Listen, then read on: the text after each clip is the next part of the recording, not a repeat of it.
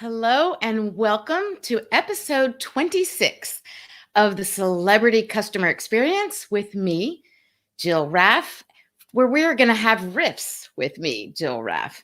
And we are talking about anything and everything that's relevant in the moment, sharing stories from the past, but always from the perspective of customer experience.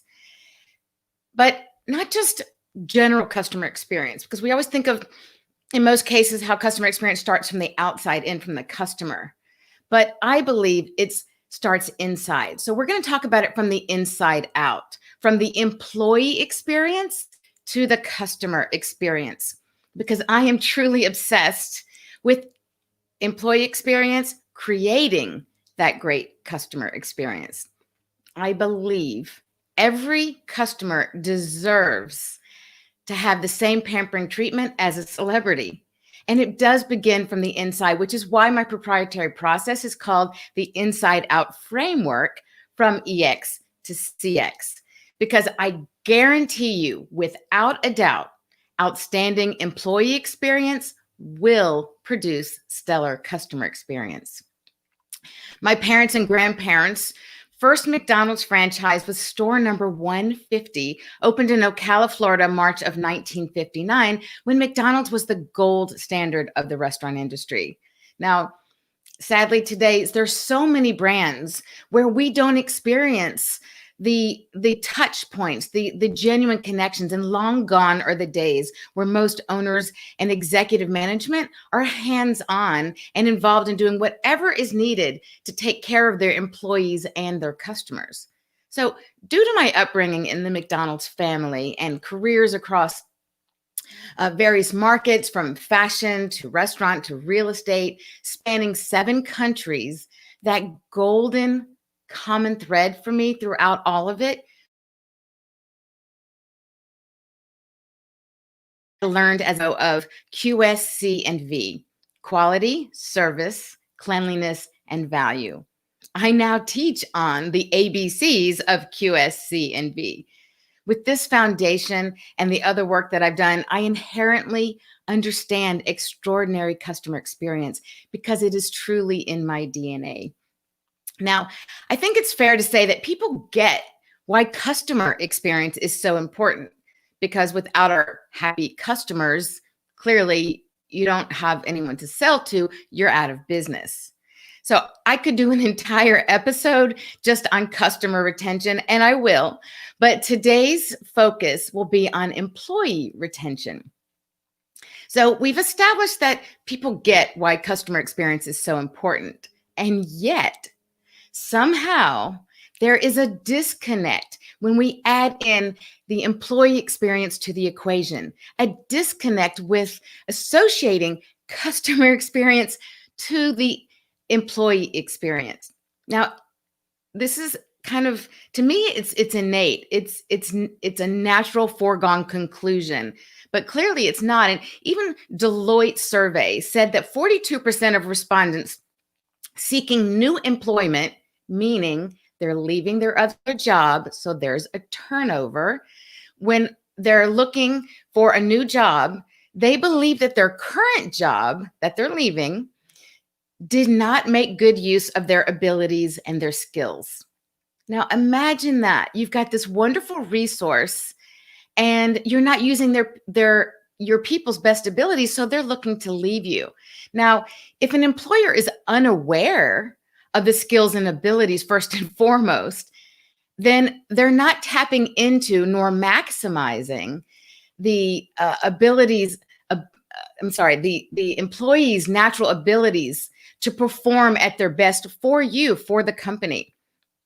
So how will you ever expect them to do their best for your company?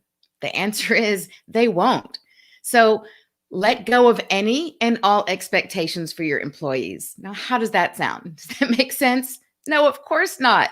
You have a lot of expectations from them, but based on what? Are you giving them the skills they need? Are you tapping into their zone of genius, if you will?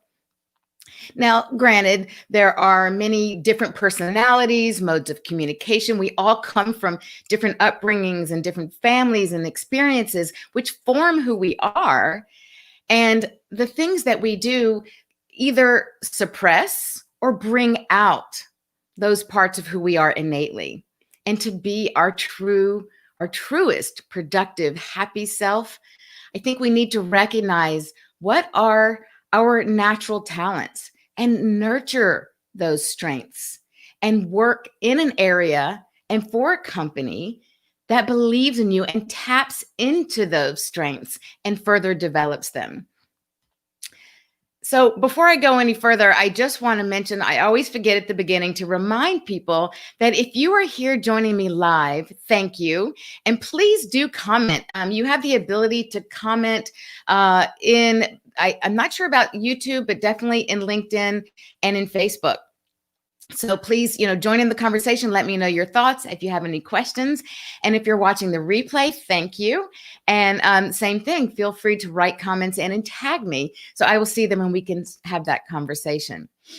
So I was saying how if we don't recognize and understand what our employees' true zone of genius, their true natural abilities are and how they communicate best, you'll never be able to have any expectations for them to perform on your behalf, much less have them be happy, successful employees, preventing them from leaving you, preventing the churn, the turnover.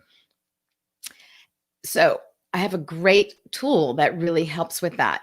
It's called the Type Coach. Now, it's not just like any other assessment where you learn about who you are, which is really important and valid, but it's what we do with this information that matters most. And the coolest thing about Type Coach is that it cross-references your innate self, your discovery through this process of questions. And it helps kind of show what is going on and what those innate abilities and communication tools are of your management, your team, to understand how others are wired. Because it has been shown scientifically, our brains are wired differently. An extrovert's brain is wired differently. You can see it on a brain scan than someone who's an introvert. It's very fascinating. And I find it fascinating just from a point of knowledge and how our bodies work, right? The biology, the genealogy, everything about it. But what's really cool is when we take this information and we apply it in our business, wow, that's when the magic happens, because you can use this information so that we can actually hear what the other people are saying based upon its delivery, based upon your style of communication and who you are, and how we learn to appreciate someone else's mode of communication, their personality style, not railroad over them, or not to sit quietly and not be heard. Like all those things become the awareness level is raised, and that's where you start to see a much better productivity in your people, in your team when you apply that. So it's a very cool communication tool, and I will be doing trainings on that as of December. But if you feel that this is something that sounds interesting to you, you want to maybe apply it immediately, you want to check it out, let me know, because this is something that I can get you hooked up and get you free access now to get a taste of what it's like. I highly recommend it. Now, the thing that's really strikes me is that business owners somehow think that their customers are going to be happy. Like, how do they think their customers are going to be happy and want to give you repeat business and referrals? Do they think it's just because they're offering this great gift to the world, their amazing product or service that's going to make their life better? Well, I say that a little tongue in cheek because, of course, you believe in what you're selling. Regardless of what we're selling, we're also selling ourselves. People buy from people. But again, that's a whole other story. But it amazes me that business owners think that their offering to the world is enough to get happy customers to come and buy it, give them repeat business, and give them referrals. So I ask you, who do you think is delivering your product and service? Other human beings. And if they are not happy, Make no mistake, their negative energy flows right out into and onto the customers. It's like when someone you're speaking to that you just meet had no boundaries and they're just spewing all of their emotions, or maybe it's someone that you've known for a while and they're just spewing all of their emotions onto others. This negative energy can't be contained. It's who they are, it's where they are in their emotional state. So maybe that's a little extreme, but trust me, the negative feelings of your employees are felt. And dare I paraphrase the famous Maya Angelou saying that people may not remember exactly what you've said or what you've done, but they will always remember how you made them feel. So, of course, you want your customers feeling great. And in order for that to happen, the delivery mechanism in this case is your people asset. And if they are not in a good place, your customers won't be either. So, what is the secret? The name of this episode is The Secret to Employee Retention. So, what is the secret? And how do you keep your employees happy and working for you and not your competitor?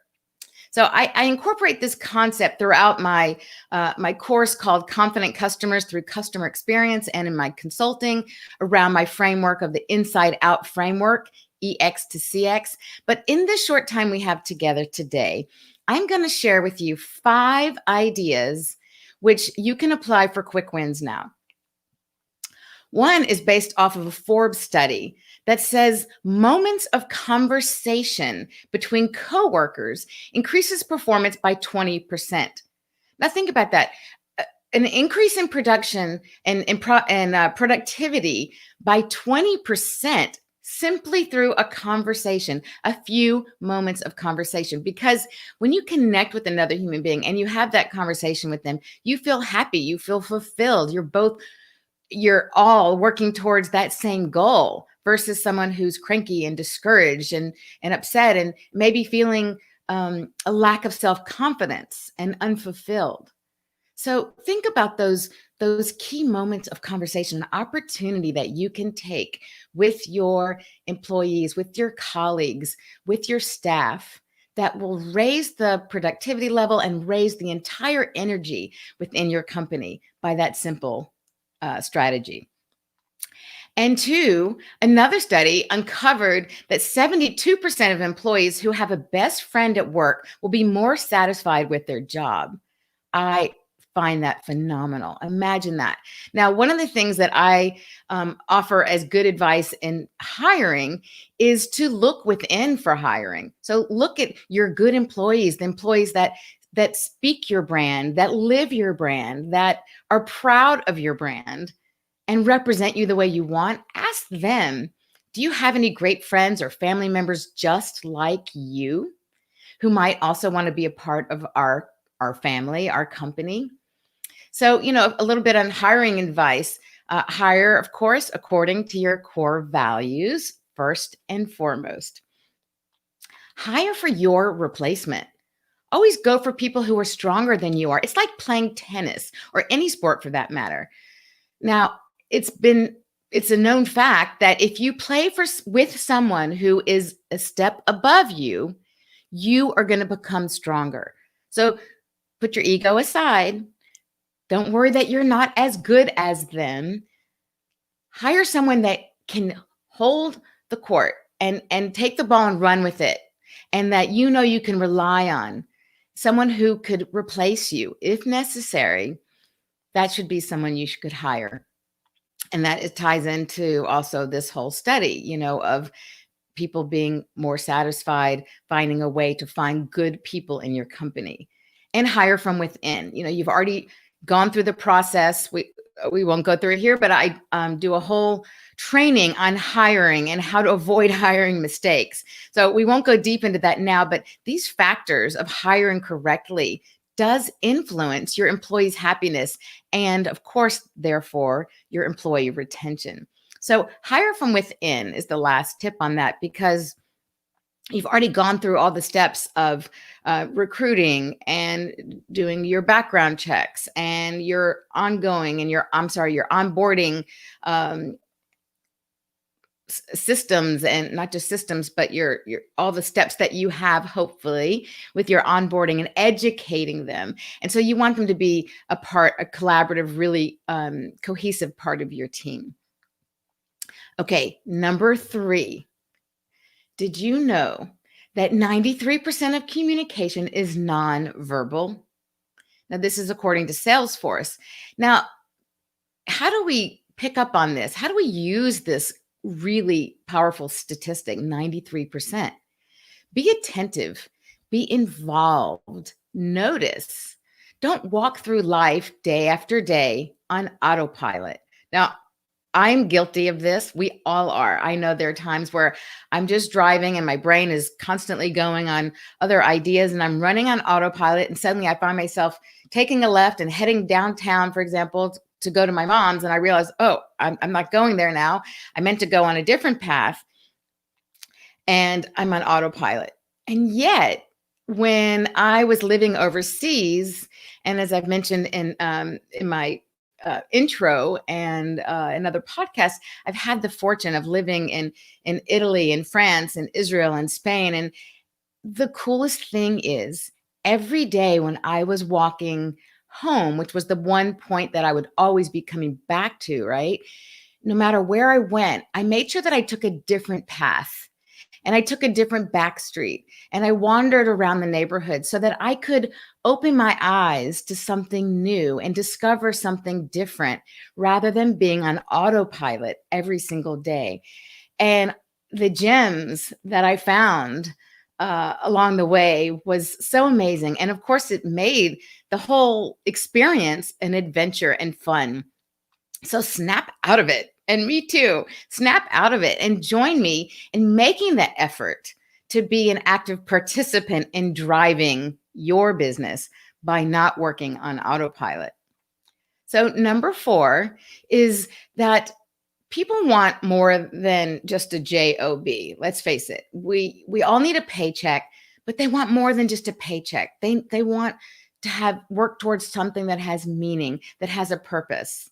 Now, I'm going to go back to a Ray Kroc quote, another one from Beyond My Intro, because I think he hits the nail on the head with this particular topic. And he says, if you work just for money, you will never make it. But if you love what you're doing and you always put the customer first, success will be yours.